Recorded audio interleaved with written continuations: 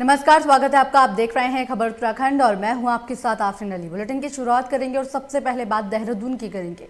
आपको बता दें कि उत्तराखंड में आम आदमी पार्टी दिल्ली की तर्ज पर अपना जलवा बिखेरना चाहती है और उत्तराखंड के लोगों का दिल भी जीतना चाहती है। आज विकासनगर पछवाधून की बदहाल सड़क को लेकर आम आदमी पार्टी ने विकासनगर एसडीएम के माध्यम से मुख्यमंत्री के नाम ज्ञापन भी सौंपा है। ज्ञापन में आम आदमी पार्टी के पदाधिकारी गुरमेल ने कहा है कि आम आदमी पार्टी विकासनगर विधानसभा में जहां भी सरकार की जन कल्याणकारी योजनाएं नहीं पहुंच रही हैं, उसको लेकर आम आदमी पार्टी ने इस संबंध में उप जिलाधिकारी विकासनगर के माध्यम से मुख्यमंत्री को ज्ञापन सौंपा है और जल्द से जल्द कार्रवाई नहीं होने पर आम आदमी पार्टी को मजबूरन आंदोलन के लिए बाध्य होना पड़ेगा। साथ ही बताया कि विकासनगर विधानसभा में सड़कें बदहाल हैं। ग्राम बीमावाला इंटर कॉलेज से दुम्मी पूरा होते हुए वार्ड नंबर 3 से निकलने वाली सड़क पूरी तरह से क्षतिग्रस्त है, जिससे क्षेत्र के लोग परेशान हैं और साथ ही किसानों को इस मार्ग से अपनी फसल ले जाने में परेशानियां उठानी पड़ रही हैं, जिसके चलते क्षेत्र के जनप्रतिनिधियों को बताने के बावजूद भी यहां पर कार्रवाई नहीं की गई।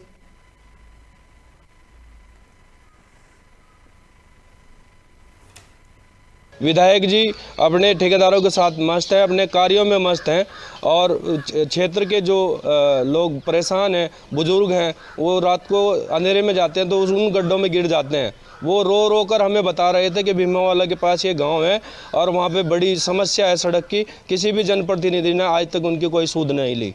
देखिए, कई वर्षों से ये ग्राम धूमीपुरा में एक सड़क है जो PWD द्वारा बनाई गई थी और इस रोड को बने करीब 10 साल के करीब हो गए, लेकिन PWD ने इसके बाद उस रोड की कोई सुध नहीं ली। आज उस रोड की इस तरह की हालत है कि किसान उस तरह में फसल लाने में बड़ी मशक्क़त से अपनी फसलों को उठाने में लाने में बड़ी परेशानी झेल रहा है और वहाँ के रहने वाले जो 40 परिवार हैं, उन लोगों का कहना है कि भैया हम लोग यहाँ के जो है इस रोड को लेकर बड़े परेशान हैं। अगर हमारी सुध ये नहीं ली जाती है तो हम आंदोलन के लिए तत्पर रहेंगे। विधायक जी इसी बीच बड़ी खबर रुद्रपुर से सामने आ रही है, जहां पर दिल्ली से मृतक किसान का शव डिबडिबा पहुंच गया है। आपको बता दें कि मृतक नवरीत का अंतिम संस्कार हो गया है। एसडीएम और सीओ सहित भारी पुलिस बल वहां पर मौजूद है। तो बड़ी जानकारी आपको दे रहे हैं। साथियों के साथ किसान आंदोलन में दिल्ली के लिए ये मृतक नवरीत दिल्ली पहुंचे थे, जहां पर किसानों ने कल गणतंत्र दिवस के मौके पर परेड निकाली थी और इसी दौरान दिल्ली में हिंसा का माहौल हो गया, जिसमें रुद्रपुर के किसान, आपको बता दें कि ये साथियों के साथ दिल्ली परेड में शामिल होने के लिए पहुंचे थे, जिसमें इनकी मौत हो गई है और अब दिल्ली से इनका शव अपने गांव डिबडिबा पहुंच गया है, जिसके बाद वहां पर परिजनों की मौजूदगी में, साथ ही पुलिस बल की मौजूदगी में मृतक नवरीत का अंतिम संस्कार किया गया है।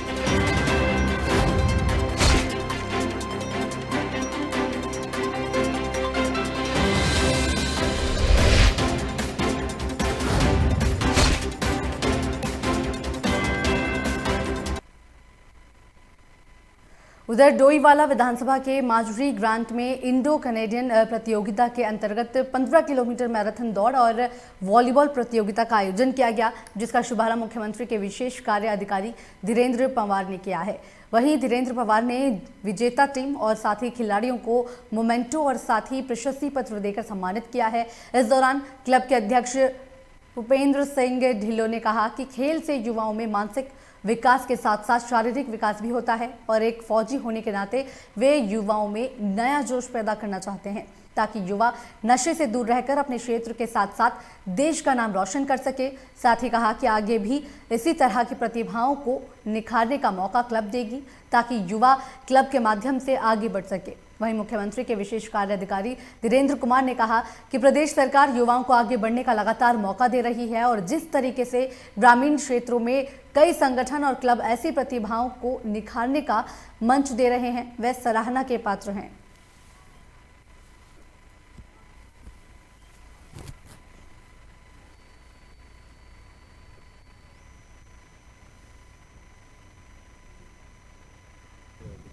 मैं समझता हूँ कि जो ये जो छोटे छोटे जो टूर्नामेंट होते हैं, चाहे किसी भी खेल के हों, चाहे वॉलीबॉल हो, चाहे क्रिकेट हो, अन्य जो भी खेल होते हैं, ऐसे प्रतियोगिताओं से, ऐसे खेल से, ऐसे टूर्नामेंट से खिलाड़ियों को आगे बढ़ने का मौका मिलता है। और मैं समझता हूँ कि इस क्षेत्र में जितना खेलों को बढ़ावा दिया जा रहा है वो बहुत सराहनीय है, और निश्चित तौर पर ऐसे प्रतियोगिताओं को जो हमारे प्रतिभावान खिलाड़ी हैं उन्हें आगे जाने का मौका मिलता है। आजकल के युवाओं के लिए मैं बस यही बोलना चाहता हूँ कि जैसे आजकल नशे का बहुत जोर चल रहा है, उसकी अपेक्षा को रखते हुए मैंने और हमारे बीच में एक संचालक और हैं मिस्टर रविंद्र कुमार फौजी जी, हम दो का परीक्षण यही है कि अच्छा खेलें, अच्छा बढ़ें आगे हिंदुस्तान। यही हमारी प्रेरणा है। यही हम आश्वासन करते हैं कि हर रोज़ बच्चा जो है अपना खेल की तरफ ध्यान दे थोड़ा। उधर देहरादून के डोईवाला में बंगाल में बीजेपी के शहीद कार्यकर्ताओं की स्मृति में बीजेपी युवा मोर्चा ने डोईवाला विधानसभा के अठुरवाला में ब्लड कैंप का यहां पर आयोजन किया। इस दौरान युवा मोर्चा के मंडल अध्यक्ष गुरजीत सिंह ने कहा कि शिविर में बढ़ चढ़कर युवाओं ने प्रतिभाग किया है। साथ ही उन्होंने कहा कि रक्तदान करने से हम किसी को नई जिंदगी देने का काम करते हैं। उन्होंने आगे भी इसी तरह युवाओं से स्वैच्छिक रक्तदान करने की अपील की है।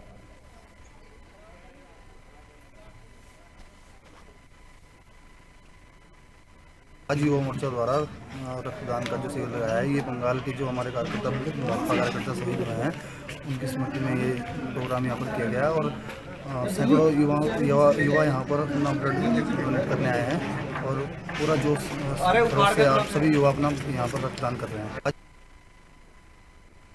देहरादून में डोईवाला के लच्छीवाला में शहीदों की प्रतिमा का अनावरण नगर पालिका अध्यक्ष सुमित्रा मनवाल और डोईवाला के पूर्व विधायक हीरा सिंह बिष्ट ने किया है।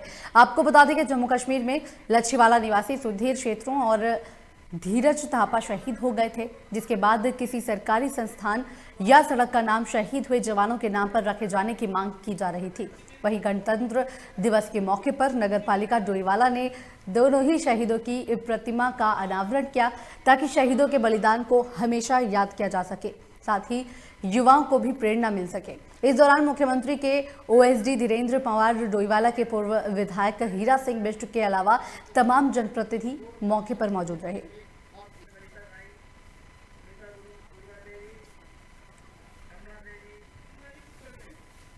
देखिए, आज जो शहीदों का मूर्ति का जो अनावरण हुआ है वो बहुत आज के दिन बहुत ऐतिहासिक दिन है, क्योंकि जिन शहीदों के वजह से हम लोग यहाँ खुले आसमान में सांस ले रहे हैं, निश्चित तौर पर इन मूर्तियों को देख के हम उनके जो उन्होंने बलिदान दिया देश के खातिर, उनको आने वाली पीढ़ी याद रखेगी। और मैं समझता हूँ कि जिन्होंने भी ये कार्य किया है वो बहुत सराहनीय कार्य है। उधर देहरादून में मुख्यमंत्री के ओएसडी धीरेन्द्र पंवार ने युवा मोर्चा के मंडल अध्यक्ष बनने पर गुरजीत सिंह लाडी के आवास पर उन्हें बधाई दी है। इस दौरान पंवार ने कहा कि युवाओं को जिम्मेदारी दिए जाने से पार्टी निश्चित तौर पर मजबूत होगी और आगामी 2022 विधानसभा चुनाव में युवाओं का अहम रोल रहेगा। उन्होंने नई कार्यकारिणी पर भरोसा जताते हुए कहा कि युवा नए जोश के साथ सरकार की नीतियों को जन जन तक पहुंचाने का काम करेंगे और एक बार फिर प्रदेश में बीजेपी की सरकार बनाने में अपना अहम रोल अदा करेंगे।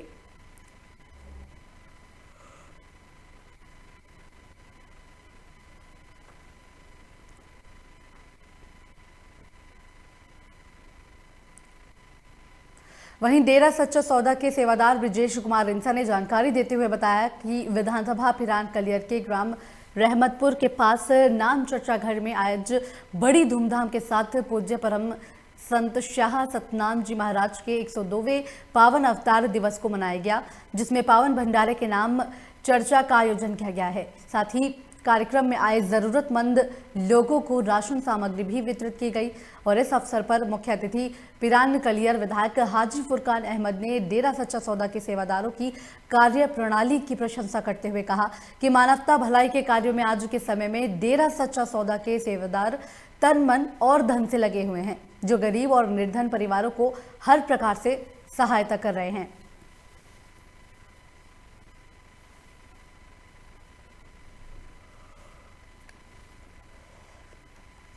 मुझे भी यहाँ पर आने का सौभाग्य मिला।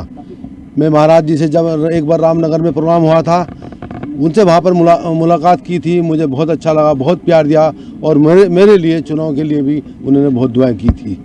तो आज इस क्षेत्र में कार्यक्रम हुआ, मैं इन लोगों का बहुत बहुत शुक्रगुजार हूँ, क्योंकि ये रहमतपुर हमारी विधानसभा पिरान के लिए का क्षेत्र पड़ता है। और जो भी मेरे लायक सेवा होगी, अभी मैंने खुद देखा कि यहाँ पर एक रास्ता ख़राब था, जो यहाँ पर हमारे मेहमान आते हैं उनके लिए रास्ता कच्चा था, मैं उसे बहुत जल्दी से जल्दी बनवाने की कोशिश करूँगा। और आगे में जो भी मेरे लायक सेवा होगी मैं हमेशा तैयार हूँ, क्योंकि ये एक बहुत अच्छी शिक्षा देते हैं, लोगों को प्यार में जोड़ते हैं। मैं इनका बहुत बहुत तहे दिल से शुक्रिया अदा करता हूं। वहीं धर्मनगरी हरिद्वार में महाकुंभ के आगाज होने के बाद नशे का कारोबार बड़ी तेजी से फल फूल रहा है।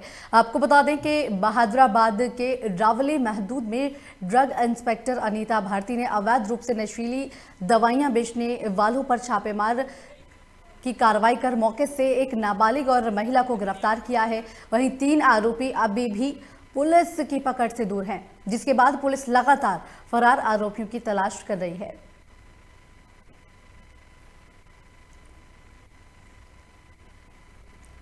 तो आपको बता दें कि हरिद्वार में नशे का कारोबार लगातार बड़ी तेजी से फल फूल रहा है, जिसको लेकर ड्रग इंस्पेक्टर अनीता भारती ने अवैध रूप से नशीली दवाइयां बेचने वालों पर कार्रवाई की है। यहां पर ड्रग इंस्पेक्टर ने छापेमार की कार्रवाई की थी, जिसमें एक नाबालिग और महिला को यहां से गिरफ्तार किया गया है। आपको बता दें कि घटनास्थल से 3 आरोपी अभी भी मौका पाकर वहां से फरार हो गए हैं, जिसके बाद पुलिस लगातार तीनों आरोपियों की गिरफ्तारी को लेकर तलाशी अभियान चला रही है।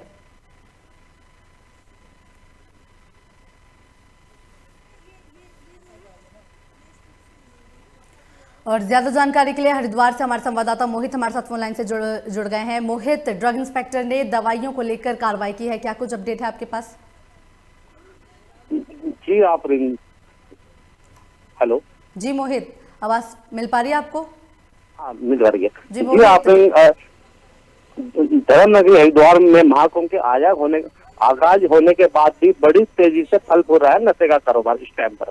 अपने मामला हम बता रहे हैं, ये आफरीन जी, ये रावली महदूद में की गई ड्रग इंस्पेक्टर अनीता भारती के द्वारा अवैध रूप से बेची जा रही नशीली दवाइयों वालों पर छापेमारी कार्रवाई की गई थी 23 जनवरी को, जिसमें सम्मिलित 3 अवैध रूप से बेच रहे नशीले पदार्थों के नाम सामने आए थे, जो अभी सिडकुल पुलिस की पकड़ से बाहर है। जी मोहित, कितने लोगों को गिरफ्तार किया गया है यहाँ से? अभी 2 लोगों को गिरफ्तार किया गया है, जिसमें एक महिला है, एक नाबालिग बच्चा है इसके अंदर अभी। जी, और 3 अभियुक्त। हेलो मोहित, पकड़े गए आरोपियों से पूछताछ में कोई खुलासा हुआ है क्या? इनके तार कहीं और भी मिले हुए हैं? हाँ, पूछताछ जब पकड़े गए अपराधियों से पूछताछ की गई है, उनमें खुलासा हुआ 3 अभियुक्त के अभी नाम और सामने आए हैं, जिन्हें ये अपना सरगना बता रहे हैं। चलिए, बहुत बहुत शुक्रिया मोहित तमाम जानकारी के लिए।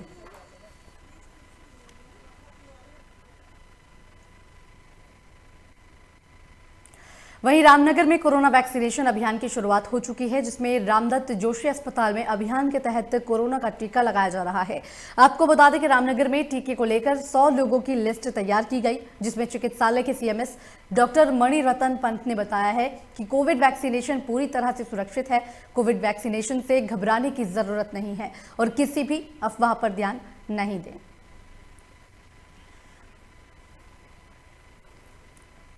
देखिए, आज से रामनगर संयुक्त चिकित्सालय में कोविड-19 वैक्सीनेशन का शुरुआत हो चुकी है। सबसे पहले टीका मैंने लगाया।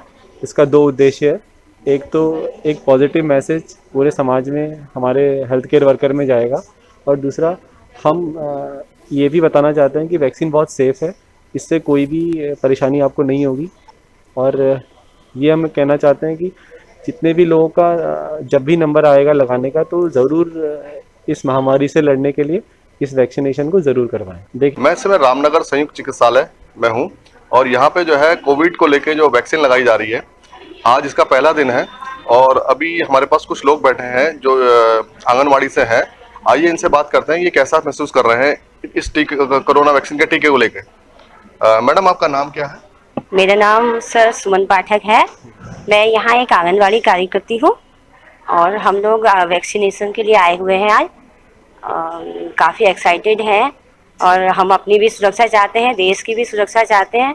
अपने लोगों के बीच में हम लोग फील्ड वर्क बहुत करते हैं, तो इसलिए जहाँ भी जिसके भी संपर्क में हम लोग आए वो हमसे इफ़ेक्ट ना हो, इसलिए वैक्सीनेशन हो रहा है। बहुत अच्छा काम है और मैं सभी पूरी जनता से कहना चाहूँगी कि वैक्सीनेशन ज़रूर करवाएं। आपने देखा ये आंगनवाड़ी से थी, ये जो महिला थी और ये कोरोना वैक्सीन को लेकर बहुत पॉजिटिव इनका व्यू है। ये जो संयुक्त चिकित्सालय है उनकी जो डायरेक्टर हमारे साथ हैं, उनको भी ये वैक्सीन का टीका लग चुका है। आइए उनसे बात कर रहे हैं कैसा महसूस कर रही हैं। मैम बताइए कैसा महसूस कर रही हैं? मैं अच्छा महसूस कर रही हूँ। घबराने की कोई ज़रूरत नहीं है। हमारे प्राइम मिनिस्टर मोदी जी ने बोला है कि सबके लिए सेफ़ है, तो मैं सबसे अपील करूँगी प्लीज़ आप लोग लें और टीके से बिल्कुल नहीं घबराएं, ये बिल्कुल सेफ़ है। मैं अपने स्टाफ से भी ये बोलूँगी कि वो ज़रूर इस टीके को लें। बिल्कुल बढ़िया, कोई इससे कोई नुकसान नहीं है और बहुत बेटर फील हो रहा है मुझे। ऐसी कोई परेशानी की बात नहीं। हाँ, वैक्सीनेशन चालू है तो अब हर किसी को वैक्सीनेशन करवाना चाहिए और इससे कोई परेशानी और ऐसी कोई परेशानी वाली कोई बात नहीं। अभी आपने देखा जैसे हमने बहुत से लोगों से बात की रामनगर संयुक्त चिकित्सालय में कोरोना वैक्सीन को लेके जो इनके जो एटीट्यूड व्यूज हैं सब पॉजिटिव हैं और इनका कहना है कि जो है कोरोना वैक्सीन जो है कहीं ना कहीं इससे हमें लाभ होगा। कोरोना की लड़ाई में जो है जो हमारे प्रधानमंत्री माननीय नरेंद्र मोदी जी हैं उनकी लड़ाई में ये भी जो है कंधे से कंधे मिलाकर उनका साथ देना चाहते हैं। और अभी यहाँ पे जैसे स्टाफ से बात करी, डॉक्टर से बात करी, यहाँ की डायरेक्टर जो है प्रतिभा कोहली से बात करी, उन्होंने बताया कि इस वैक्सीन को लेकर जो है सब लोग बहुत एक्साइटेड हैं और सारा स्टाफ इसको लगाना चाहता है। रामनगर से लोकमंच के लिए उधम सिंह राठौर की रिपोर्ट। मैं इस समय रामनगर से हरिद्वार के रोशनाबाद में रोड किनारे हो रहे रेहड़ी पटरी वालों के अतिक्रमण को लेकर उप जिलाधिकारी ने हटाए जाने के आदेश दे दिए हैं, जिसे नाराज होकर सैकड़ों रेहड़ी पटरी वाले जिलाधिकारी कार्यालय रोशनाबाद पहुंचे और अपना ज्ञापन सौंपा। आपको बता दें कि रेहड़ी पटरी वालों का कहना है कि अगर प्रशासन ने उनकी रेहड़ी हटा दी तो उनके परिवार का भरण पोषण नहीं हो पाएगा। साथ ही कहा कि अगर ऐसा किया जाता है तो वह आमरण अनशन करने को मजबूर होंगे। वहीं रेहड़ी पटरी वालों के समर्थन में भीम आर्मी भी आ चुकी है, जिसके बाद भीम आर्मी के कार्यकर्ताओं ने कहा कि अगर पटरी वालों का समाधान नहीं हुआ तो एक बड़े स्तर पर आंदोलन किया जाएगा।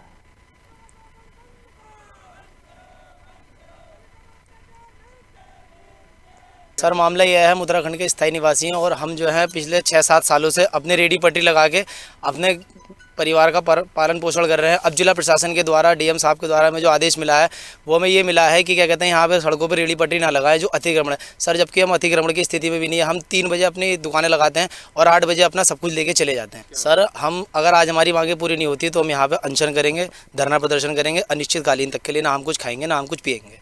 मेरे छोटे छोटे 4-5 बच्चे हैं और मैं रेहड़ी लगाता हूँ चाय की। अब साहब ये रेहड़ी लगाने के लिए मना करते हैं तो हम क्या करें, कहाँ लेके जाएं हम अपने बच्चों को साहब। इसलिए हम यहाँ आए हुए हैं इनके दौरे। अपाहिज आदमी हूँ मैं, एक पैर का, मैं कहाँ से अपने बच्चों का पालन करूँ। सर नगर पालिका परिषद टिहरी के सौजन्य से कार्यदायी संस्था जल संस्थान की तरफ से जिला मुख्यालय स्थित साई चौक बौराड़ी में स्थापित वाटर एटीएम का जिलाधिकारी ईवा आशीष श्रीवास्तव ने लोकार्पण किया है। वहीं जिलाधिकारी ने कहा कि वाटर एटीएम जैसी तकनीकी पहल सराहनीय है, इससे कम दाम में शुद्ध पेयजल उपलब्ध हो सकेगा। वहीं गर्मियों के दिनों में ये सहायक भी सिद्ध होगा। उन्होंने अधिशासी अधिकारी नगरपालिका को वाटर एटीएम की निरंतर देखरेख के भी निर्देश दिए, जिससे लोग आते जाते इसका उपयोग कर सके। वहीं इस अवसर पर बताया कि 6,70,000 की लागत से निर्मित जनपद का पहला वाटर एटीएम कॉइन आधारित है, जिसमें 1 रुपये का कॉइन डालने पर 500 ml, 2 रुपये के कॉइन से 1 लीटर और 10 रुपये का कॉइन डालने पर 6 लीटर पेयजल उपलब्ध होगा। साथ ही एटीएम में केवल 1, 2 या 10 रुपये के कॉइन का ही उपयोग किया जा सकेगा।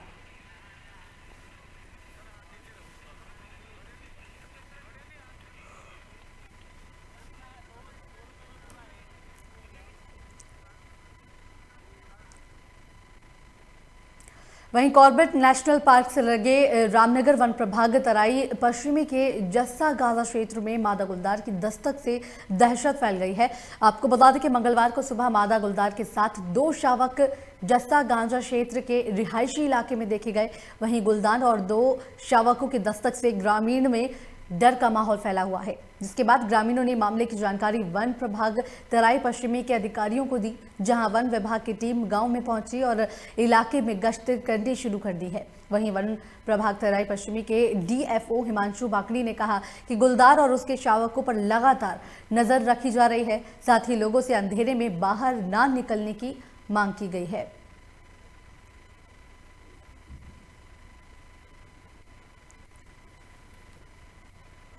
आज सुबह रामनगर रेंज के जस्सा गांजा क्षेत्र में हमें सूचना मिली कि एक गुलदार अपने 2 शावकों के साथ वहां देखी गई है। तो सूचना मिलने के तुरंत बाद स्टाफ को वहां पर भेज दिया गया ताकि कोई दुर्घटना ना हो। तो स्टाफ मौके पे गया। स्टाफ ने देखा है कि शावक अभी गुलदार अभी वहां शिफ्ट कर गए, कहीं छुप गए हैं, तो उनको देखने को नहीं मिला। तो स्टाफ को कह दिया गया है कि वहां पर अपनी उपस्थिति बनाए रखें रात भर, और साथ ही लाउड स्पीकर के माध्यम से लोगों को सचेत करें कि वो रात में अकेले ना निकले। दूसरे बच्चे दिखते हैं तो उनके पास ना जाएं। रात में अगर शौच वौच के लिए जाते हैं तो म्यूजिक वगैरह करते हुए जाएं, ग्रुप में निकले। आज सुबह उत्तराखंड के लालकुआ विधानसभा के गोलापार इलाके में दिन दहाड़े बाघ ने 2 महिलाओं पर हमला कर दिया।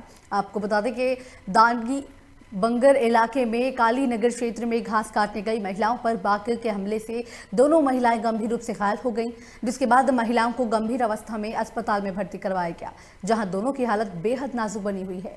वहीं घटना के बाद वन विभाग के कर्मचारियों को सूचना मिलते ही तत्काल वन विभाग के अधिकारी और कर्मचारी मौके पर पहुंचे।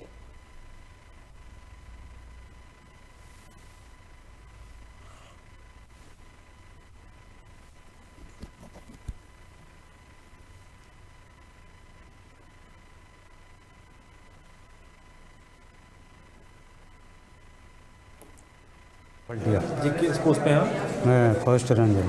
क्या घटनाक्रम हुआ आज ये महिलाएं जंगल गई हुई थी, अचानक बाघ ने इन पर अटैक कर दिया, तो उनके सुशीला तिवारी इलाज के लिए लकड़ी काटने के लिए जो है जंगल की तरफ जा रही थी, तो रास्ते में ही जो है टाइगर ने जो है उन पर अटैक कर दिया। अच्छा जी। कितनी महिलाएं थी? ये जो है 4 महिलाएं थी। और ज्यादा जानकारी के लिए लालकुआ से हमारे संवाददाता मुन्ना अंसारी हमारे साथ फोन लाइन पर जुड़ गए हैं। मुन्ना, बाघ के हमले से 2 महिलाएं घायल हुई हैं, क्या कुछ अपडेट है आपके पास?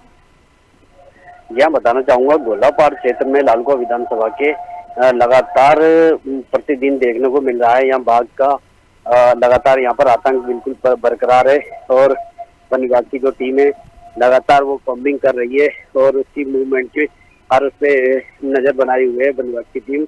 और साथ ही बताना चाहूंगा, जो वन विभाग की टीम है वो मूवमेंट के साथ साथ उसके पकड़ने के लिए उसको देख रही है। लगातार कॉम्बिंग जारी है, और वन विभाग ने जो है इसके लिए लोगों को जागरूक भी किया गया है। लोगों को जागरूक करने के लिए वहाँ पर्चे बांटे गए हैं, और साथ ही लोगों से आग्रह किया गया है कि शाम के वक्त होते ही घरों से बाहर ना निकले, और साथ ही वहाँ पर जो आसपास है वहाँ की जो लाइटें हैं, लाइटों को जलाकर रखें, जिससे कि किसी भी प्रकार का अगर मूवमेंट अगर बाघ का अगर नजर आता है तो उसको ट्रैक किया जा सके। जी, घायल महिलाओं की स्थिति कैसी है? जी हाँ, बताना चाहूंगा, घायलों का यहाँ सुशीला तिवारी हॉस्पिटल में उपचार चल रहा है, और उनका फिलहाल अब खतरे से बाहर बताया गया है डॉक्टर के द्वारा, और उनकी उपचार वहाँ पर हॉस्पिटल में भर्ती होने के बाद चल रहा है लगातार, और अभी सुधार हो रहा है धीरे धीरे।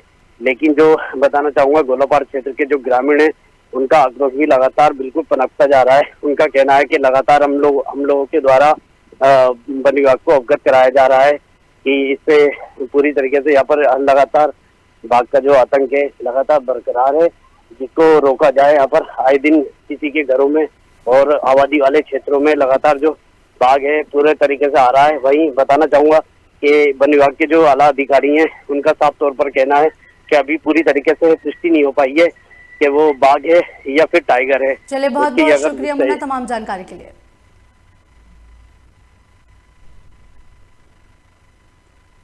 हल्द्वानी की गौला नदी समेत जिले की अन्य नदियों का जलस्तर लगातार घटता जा रहा है। आने वाले ग्रीष्मकालीन सीजन में पानी की किल्लत से शहर को जूझना पड़ सकता है। अगर हल्द्वानी की बात की जाए तो जहां शहर की आबादी को प्रतिदिन 32 MLD पानी की जरूरत होती है, जिसको लेकर जल संस्थान गौला नदी और ट्यूबवेलों में से पेयजल आपूर्ति करता है। वहीं गौला नदी के घटते जलस्तर पर जिला प्रशासन भी अपनी नज़र बनाए हुए है। जिलाधिकारी सविन बंसल का कहना है कि पिछले वर्ष के मुकाबले इस वर्ष बर्फबारी और बारिश देखने को नहीं मिली है, लेकिन अभी बर्फबारी और बरसात का सीजन खत्म नहीं हुआ है। ये उम्मीद जताई जा रही है कि जल्द बर्फबारी और बारिश होगी, जिससे नदियों का जलस्तर बढ़ेगा। वहीं नैनीताल शहर और हल्द्वानी शहर के पेयजल के लिए प्रशासन उपाय करने में जुटा हुआ है। हल्द्वानी शहर आबादी के हिसाब से बहुत बड़ा है, ऐसे में पानी के ट्यूबवेल ठीक किए जाएंगे और अधिक संख्या में टैंकरों की व्यवस्था भी की जाएगी।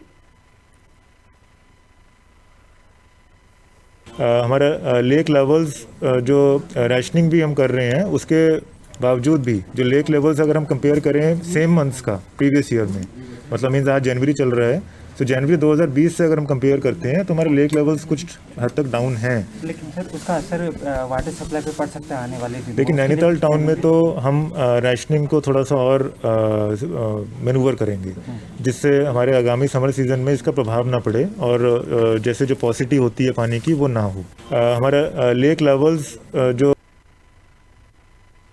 उत्तराखंड में इस साल यूपी के साथ साथ हरिद्वार जिले में जिला पंचायत चुनाव होने हैं, जिसके लिए पार्टियों ने कमर कस ली है। वहीं बहुजन समाज पार्टी ने भी जिला पंचायत चुनाव में सबसे ज्यादा सीटें निकालने के साथ साथ जिला पंचायत अध्यक्ष बसपा का बनने का दावा किया है। वहीं बहुजन समाज पार्टी के प्रदेश अध्यक्ष नरेश गौतम ने कहा कि बहुजन समाज पार्टी पहले से इस बार ज्यादा मजबूत है, क्योंकि भारतीय जनता पार्टी जिस तरीके से लोगों का शोषण कर रही है उससे लोग परेशान हो गए हैं। उत्तराखंड विधानसभा चुनाव में बीएसपी की सरकार बनेगी। उत्तराखंड में अगर कोई स्थान है तो हरिद्वार डिस्ट्रिक्ट, हरिद्वार जिला पूरी तरीके से बहुजन समाज पार्टी का ही जिला है। यहाँ पर पुनः जिला पंचायत अध्यक्ष भी बहुजन समाज पार्टी का होगा और आप देखेंगे कि प्रत्येक पंचायत क्षेत्र पूरी तरीके से बहुजन समाज पार्टी के पक्ष में आएगा। पहले की बात ही जिला पंचायत में बहुजन समाज पार्टी बहुत मजबूत है यहाँ, और अब की बार तो और ज़्यादा मजबूत है। उसकी वजह है क्योंकि भारतीय जनता पार्टी जो लोगों का शोषण कर रही है ना, उससे भारतीय जनता पार्टी से सब लोग जी भर गया सबका। अब की बार बीएसपी के अलावा किसी की सरकार नहीं बनेगी। अगर बीएसपी की नहीं बनेगी तो किसी की भी नहीं बनेगी, ये हम आपसे बात। हरिद्वार की रेलवे कॉलोनी से लेकर गंगा घाट तक लोगों ने शंकर शर्मा की याद में कैंडल मार्च निकाला और श्रद्धांजलि सभा का आयोजन किया। लोगों ने मांग की है कि शंकर शर्मा को शहीद का दर्जा मिले और उनके नाम से हरिद्वार में कोई पार्क या किसी चौराहे का नाम रखा जाए। आपको बता दें कि शंकर शर्मा बीजेपी के कार्यकर्ता थे और बीते साल बीजेपी की तिरंगा रैली में शामिल होने पर उनकी दुर्घटना में मौत हो गई थी, जिसको लेकर लोगों ने आज 1 साल पूरा होने पर कैंडल मार्च निकालकर उनको श्रद्धांजलि दी है। वहीं पहाड़ी महासभा के महामंत्री तरुण व्यास ने बताया कि मृतक शंकर शर्मा के परिवार को आज तक सरकार से कोई मुआवजा नहीं मिला है, जिसको लेकर उनके परिवार को 50 लाख का मुआवजा और उनके नाम के आगे शहीद का दर्जा मिलने की मांग की गई है। माननीय मंत्री जी को, चूँकि वो आज ही के दिन उन्हीं के प्रोग्राम में उनकी मृत्यु हुई थी, आज तक मुझको नहीं लगता कि उनको देखने, उसके परिवार का कोई हालचाल लेने के लिए कोई भी व्यक्ति आया हो। व्यक्ति किसी भी पार्टी में हो, लेकिन ऐसे संवेदनशील मामले में जरूर पार्टी के लोगों को, सरकार को, उसके परिवार को कम से कम 50 लाख रुपए का मुआवजा तो देना चाहिए। यहाँ से कैंडल मार्च निकालकर माँ गंगा के तट पर श्रद्धांजलि देने का एक हमारा निर्णय था, वो हम यहाँ पे करने जा रहे हैं। और एक मांग हम आपके चैनल के माध्यम से माननीय मंत्री जी, शहरी विकास मंत्री जी से और सरकार से करना चाहते हैं कि कभी भी किसी भी नौकरी में अगर कोई एक्सपायर होता है तो उसके घर में एक नौकरी दी जाती है और कम से कम 50 लाख रुपए का मुआवजा दिया जाता है। तो हम यही कहना चाहते हैं कि अगर वो आपका एक सिपाही था, आपका वफादार सिपाही था, आपके कार्यक्रम में उसकी मृत्यु हुई है, तो हम चाहते हैं कि कम से कम 50 लाख रुपए का मुआवजा शंकर के परिवार को दिया जाए और रेलवे कॉलोनी के अंदर किसी भी चौक पे एक मूर्ति की स्थापना की जाए, जिसपे उनको शहीद का दर्जा देके शहीद शंकर शर्मा उनका नाम आगे कहला। इसी के साथ खबर उत्तराखंड में मेरे साथ सिर्फ इतना ही। बाकी तमाम खबरों के लिए देखते रहिए लोकमंच।